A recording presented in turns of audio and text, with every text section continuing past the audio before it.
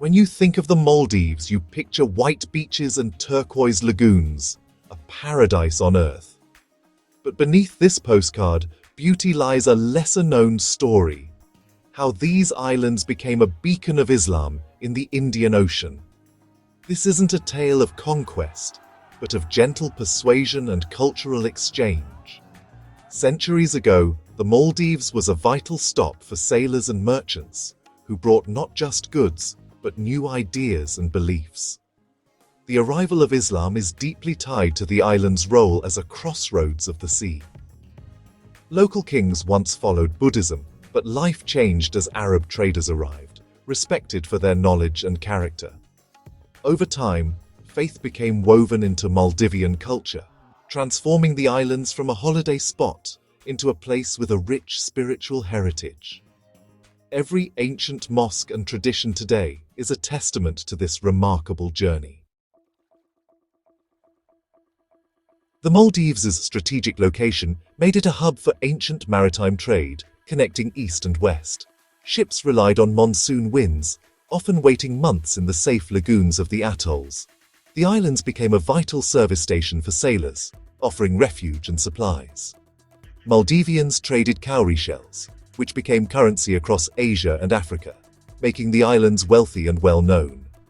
This constant flow of people turned the Maldives into a melting pot of cultures. Sailors from Persia, Arabia, India, and Southeast Asia mingled with locals, sharing stories and knowledge.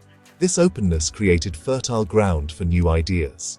Arab traders, carrying the message of Islam, entered a world already primed for cultural exchange. Soon, the Maldives would become a crossroads of faith as well as commerce. The arrival of Arab dhows was a familiar sight, bringing not just goods, but new ways of life. Arab merchants, masters of the Indian Ocean, set up temporary settlements and interacted closely with Maldivians. Their faith was visible in daily prayers and honest dealings, sparking curiosity among the Buddhist islanders. Rather than preaching, they shared their beliefs through example and conversation. Some married local women, forming families that bridged cultures and planted the first seeds of Islam. Simple mosques appeared, and small Muslim communities grew. The transformation was quiet and organic, carried by the winds of trade, not by force. The dhows brought more than commerce. They brought the beginnings of a spiritual transformation. Islam's spread in the Maldives was gradual and peaceful, led by local leaders inspired by Arab traders and scholars. The legendary conversion of the king, influenced by the Moroccan scholar Abu al-Barakat, symbolizes this change, one led by wisdom, not force. Islam blended with local customs, allowing traditions to continue if they didn't contradict the new faith. This approach made Islam feel like a natural evolution, not a foreign imposition. Families and communities transitioned together, strengthening bonds through a shared spiritual identity. Islam brought knowledge, a connection to the wider world, and a moral framework that resonated with island values. The islands were united under a new faith, transformed by words and respect, not by the sword. Sufi saints and scholars played a vital role in rooting Islam in Maldivian life.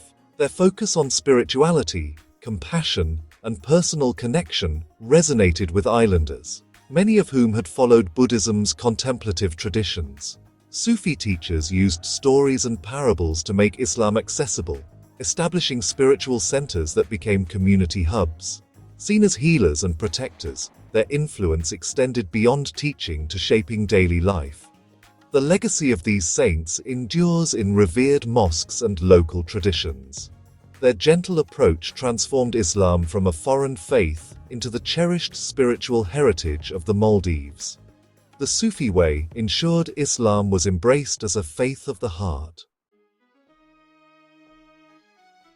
As Islam took root, the Maldives' landscape changed. Mosques became the heart of every community. Built from coral stone and coconut timber, these mosques fused Islamic art with local craftsmanship, as seen in the iconic Malay Friday Mosque. Madrasas taught children Arabic and the Quran, ensuring the faith's continuity. Governance shifted. Kings became sultans, and Islamic law shaped justice and daily life. A council of scholars advised the ruler, creating a stable, unified society. Islam provided a new identity, woven into language, festivals, and ceremonies. Divehi absorbed Arabic words, and Islamic traditions shaped every aspect of life. Music, poetry, and folklore began to reflect Islamic themes. Over time, being Maldivian became synonymous with being Muslim. The faith became the island's spiritual and cultural foundation. Today, the Maldives stands as a nation united by Islam. Its constitution requires all citizens to be Muslim. The call to prayer echoes across every island, connecting bustling Malay to remote villages. Shared faith remains the glue of society, shaping values and community life. Islamic festivals unite families and islands in celebration. Traditions of hospitality and respect endure, reinforced by faith. The Maldives' Islamic heritage anchors its identity in a changing world. This story shows how faith can spread through trade, dialogue, and respect, enriching rather than erasing culture. The Maldives' journey is a testament to the power of peaceful encounters, a legacy as deep as the ocean itself. If you enjoyed this journey, please like, subscribe, and share to support more stories like this. Thank you for watching.